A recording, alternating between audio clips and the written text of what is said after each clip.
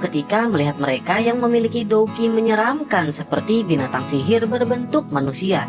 Dari perkiraan Xiaoyan, mereka adalah salah satu dari dua kelompok terkuat, yakni Black Evil Stopper dengan pakaian yang serba hitam. Di sisi lain, Leng Bai berkata pada ketua kelompok bernama Sati bahwa mereka mengikutinya. Sati menjelaskan bahwa mereka mendapat info dari murid baru lalu bergegas pergi. Xiaoyan terus memperhatikan mereka dan menduga Sati ini berada di tingkat puncak Dadoshi. Sati mengungkapkan keterkejutannya karena Xiaoyan dapat mengalahkan Su Xiao dan meminta energi api.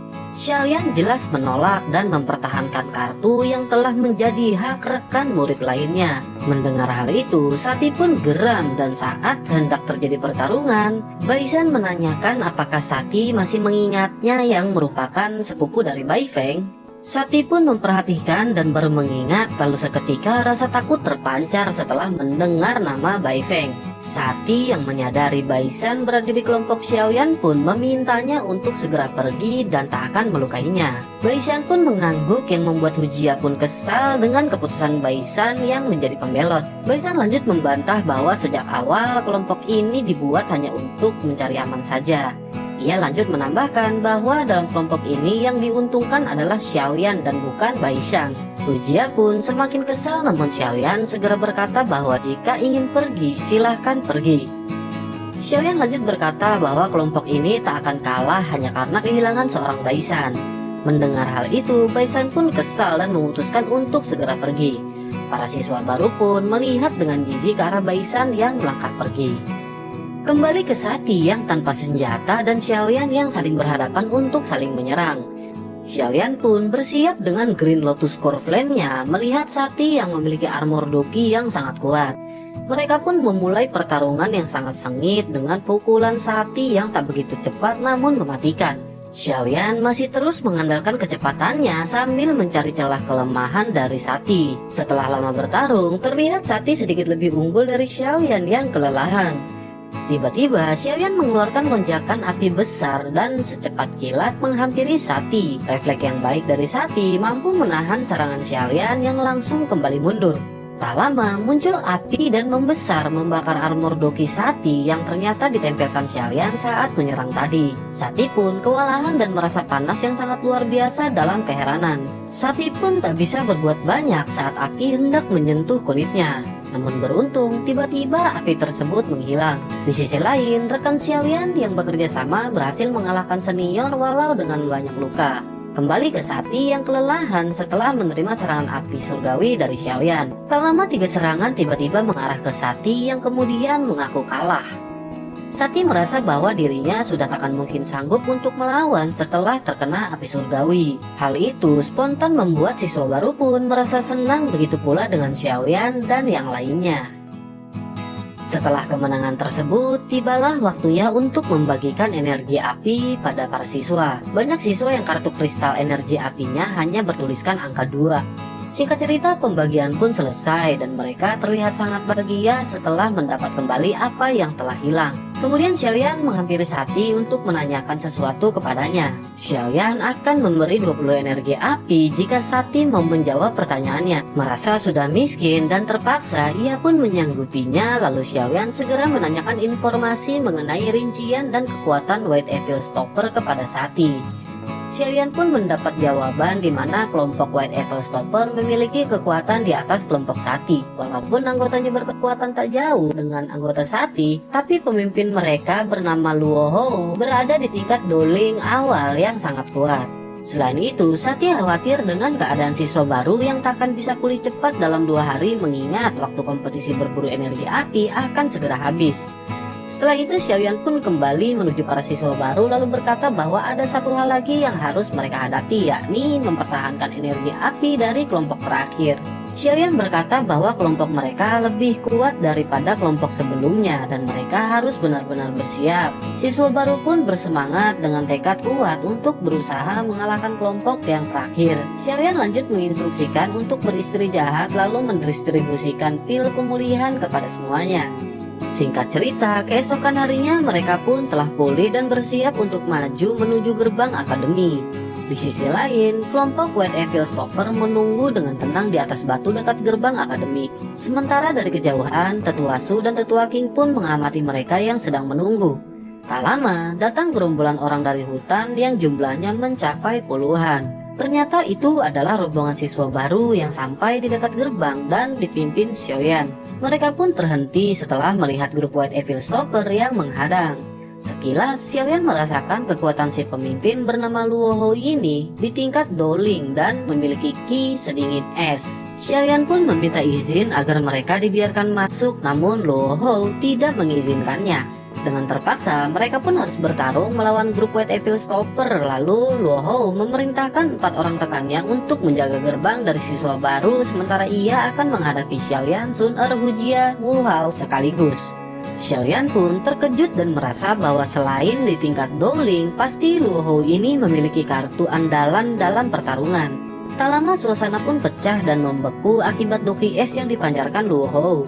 Xiaoyan dan yang lain pun bersiap lalu menyerang Luo Hou, namun tak ada efek yang ia rasakan. Setelah lama bertarung, Xiaoyan melihat beberapa siswa yang kelelahan dan berpikir bahwa mereka tak bisa bertarung dalam jangka waktu yang lama. Kemudian Xiaoyan meminta waktu kepada Sun Er, Hujia, dan Wu Hao untuk menyibukkan Luo Hou. Mereka pun menyerang tanpa henti sementara Xiaoyan memakan pil, lalu api ungu pun muncul disertai dengan api hijau di tangannya. Tetua yang rileks akhirnya tersentak setelah melihat api surgawi yang dimiliki Xiaoyan dari kejauhan. Begitu juga dengan Luo Hou yang seketika terkejut merasakan energi panas melelehkan perisai es miliknya.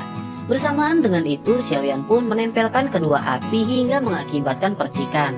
Dari kejauhan, Tetua Su menyadari bahaya dari teknik yang akan dikeluarkan Xiaoyan, namun masih belum beranjak. Energi penyatuan api pun semakin membesar hingga membentuk teratai hijau ungu yang sangat indah. Xiaoyan pun segera meminta rekannya untuk mundur dan dengan cepat mereka pun berada di belakang Xiaoyan. Seketika teratai api dilepas ke arah Luo Hou dan saat itu pula ketakutan melanda di wajahnya. Ia pun bersiap dengan tameng es kokoh sebelum akhirnya benturan dahsyat pun terjadi. Kabut memenuhi area dan perlahan menghilang memperlihatkan sosok yang berdiri. Semua tercengang melihat sosok tersebut yang ternyata adalah Tetua Su yang berhasil memblokir serangan Xiaoyan. Sementara Luo Hou yang tak terluka berkata bahwa ia belum kalah dalam pertarungan. Saat yang bersamaan, Tetua Su berteriak bahwa jika ia tidak menahan serangan tersebut, apakah Luo Hou masih dapat bertahan hidup? Semua pun terdiam mendengar perkataan Tetua Su yang langsung menghampiri Xiaoyan. Tetua Su berkata bahwa kompetisi perburuan energi api resmi berakhir dan siswa baru akan mendapat hadiah 20 energi api. Sementara untuk Xiaoyan dan 3 orang rekannya mendapat 30 energi api ditambah Green Fire Crystal Card atau kartu kristal api hijau. Dijelaskan bahwa kartu kristal dibagi menjadi beberapa tingkatan, yakni hitam yang dipegang para siswa merupakan yang paling rendah. Selain itu ada biru, hijau, merah, dan ungu yang paling tinggi. Dijelaskan bahwa kristal hitam hanya dapat digunakan untuk berlatih di tingkat 1 dan 2 menara pelatihan. Sementara biru digunakan untuk masuk di tingkat 3 dan 4, begitu pula seterusnya. Tetua Su lanjut menambahkan bahwa dibutuhkan 100 energi api untuk menaikkan kartu kristal hitam ke biru. Sementara untuk menaikkan dari biru ke hijau dibutuhkan 200 energi api. Jadi setelah mendapat hadiah, mereka secara langsung menghemat 300 energi api untuk mendapat kartu kristal hijau. Setelah itu, mereka pun diantar masuk menuju akademi dalam oleh Tetua Su. Singkat cerita, mereka pun sampai di satu ruangan dan Tetua Su menempatkan mereka berempat dalam satu ruangan. Wu Hao terkejut dan merasa aneh karena disatukan dengan Sun Er dan Hujia yang seorang wanita. Tetua Su berkata bahwa ruangan ini cukuplah luas dan memiliki banyak kamar, jadi tak perlu khawatir. Kemudian ia lanjut menanyakan satu anggota mereka dan Hujia langsung berkata bahwa Baisan kabur setelah melihat kekuatan grup Black Evil Stopper. Tetua Su terkejut dan menyayangkan hal tersebut lalu lanjut menjelaskan untuk tetap berkelompok di akademi dalam. Hal itu dikarenakan siswa senior akademi membentuk fraksi-fraksi wilayah dalam menghimpun kekuatan. Sesuai dengan tujuan akademi, jika tak ingin diganggu maka harus menjadi kuat bersaing dengan yang lain. Dengan begitu, seorang akan dipaksa dengan cepat melampaui batas latihannya. Xiaoyan pun setuju dan mengangguk mendengar metode yang baik untuk pelatihan tersebut. Tetua Su lanjut menambahkan bahwa di Akademi Dalam juga memiliki gedung teknik Do, ruang metode Qi, dan tempat lain untuk meningkatkan kemampuan. Selain itu, ada juga arena bertarung yang jika dapat menang, maka mereka akan mendapat energi api yang dipertaruhkan. Merasa sudah menyampaikan semuanya, Tetua Su pun meninggalkan mereka untuk beristri jahat. Singkat cerita, mereka pun masuk ke kamar masing-masing dan Xiaoyan duduk bersila masuk mode latihan. Setelah 1 jam berlatih, ia pun membuka mata dan tak lama suara Yao Lao terdengar. Xiaoyan segera menanyakan apakah Yao Lao merasakan adanya energi dari Fallen Heart Flame. Yao Lao berkata tidak sambil tersenyum, namun ia merasakan energi aneh di Akademi Dalam. Ia merasakan energi tersebut bersumber dari arah utara Akademi dan meminta Xiaoyan untuk ke sana besok dan mungkin akan mendapat petunjuk. Xiaoyan pun mengangguk lalu merenung dan tak lama Yao Lao pun pergi. Keesokan harinya, Xiaoyan pun keluar kamar dan bertemu dengan Sun Er. Tak lama setelah itu terdengar ketukan keras dari pintu dan beberapa orang masuk. Salah seorang bernama Atai. Salah seorang bernama Atai mengatakan bahwa mereka telah diperas murid lama dengan tidak masuk akal. Mereka diminta membayar iuran siswa baru seharga 2 energi api. Mereka pun memberikannya, namun tak lama datang murid lama lainnya meminta hal yang sama. Mereka pun memberikan untuk kedua kalinya, namun murid lama lainnya datang kembali dan melakukan hal yang sama. Beberapa murid baru meminta tolong kepada Xiaoyan yang mereka anggap ketua untuk bertindak. Mereka lebih baik menyerahkan 2 energi api kepada Xiaoyan daripada murid-murid lama. Xiaoyan pun termenung lalu memerintahkan mereka untuk pergi sementara ia berpikir.